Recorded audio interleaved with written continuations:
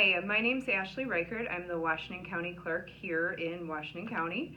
I just wanted to let you know a few election security trainings that we've been participating in and sharing with our municipal clerks with the upcoming November 6th election. So a few months ago, I actually attended two separate trainings through the state of Wisconsin, the Wisconsin Elections Commission, one being in Madison and one being in Appleton. With those trainings, we went through an entire election day, starting at 6 a.m. and going until 9 or 10 p.m. on election day, and going through different scenarios that could potentially take place or have taken place across the state or across the country, and how we would react to those and what processes we had in place already to better prepare ourselves for those. So in addition to that, after I had taken those courses, I brought that back to our municipal clerks. We had a great turnout of all of our municipalities taking that training here at the county level. So in addition to myself, I had invited the Wisconsin Elections Commission to attend. They attended and helped present this training to our clerks. Clerks were divided up into groups and they reviewed different scenarios that could take place and had to make those decisions on the fly about how they would handle different situations such as weather-related incidents or cybersecurity or media-related questions in regards to those to better prepare for our upcoming election on November 6th. I also just attended another training with the State Elections Commission. I was among three other county clerks, Fond du Lac County, Sheboygan County, and Rock County, and then obviously Washington County. With the FBI, Department of Homeland Security, there was also the State Elections Commission, the general from the Army National Guard of Wisconsin, in addition to members from the Department of Administration, which reviewed other security issues that we would need to address if they were to come up on November 6th, and how to handle those in addition to reporting and what would be necessary at our county level and the state level, and what services were there to assist us on election day. Ashley, quite a few people in the community have concerns, and we see it all over national media as well. Can somebody tamper with the ballots or the machines? So the ballots were actually prepared by myself months ago already. Our preparation for this election begins right after the August election has concluded.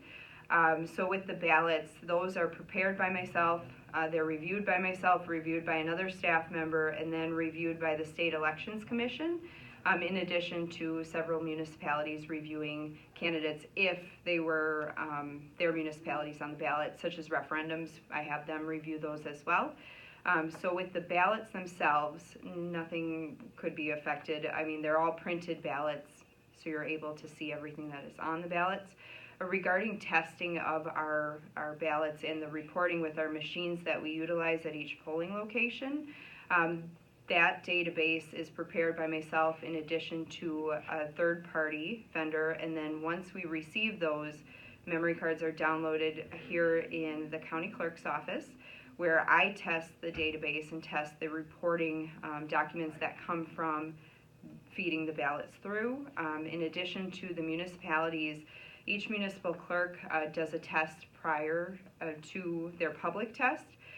Public tests were done this week. Actually, they concluded as of yesterday. All of the municipalities did their public test, and we did do audits randomly of those results that came through from the municipalities just to verify that our reporting was accurate. All of our systems regarding reporting are kept safe in a locked room to prevent anyone else from being able to have access to the databases that we utilize for our testing. You had some important information about people's concerns, whether all this is hooked up to the internet, if you can review that. So our machines are not hooked up to the internet all throughout the day. The machines are plugged into a power source, ballots are fed through the machines, and then at the end of the night, after the polls close at 8 p.m., the municipal clerk will close the polls, and then they will print a results tape from the machine. Once that results tape is printed, they then plug in a modem, which then transfers the results securely to my computer that is not hooked up to a network, which is also protected by firewalls.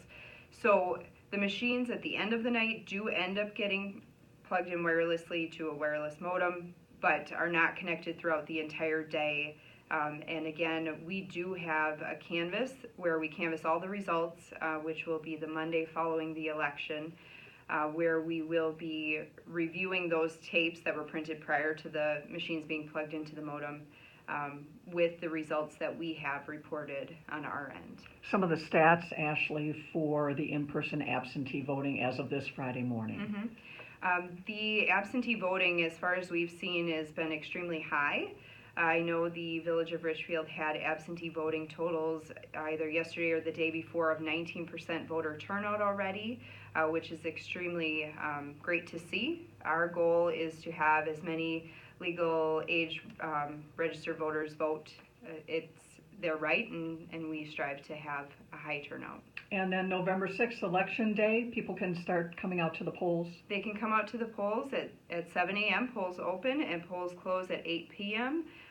So if you get a chance, get out to vote if you haven't already absentee voted.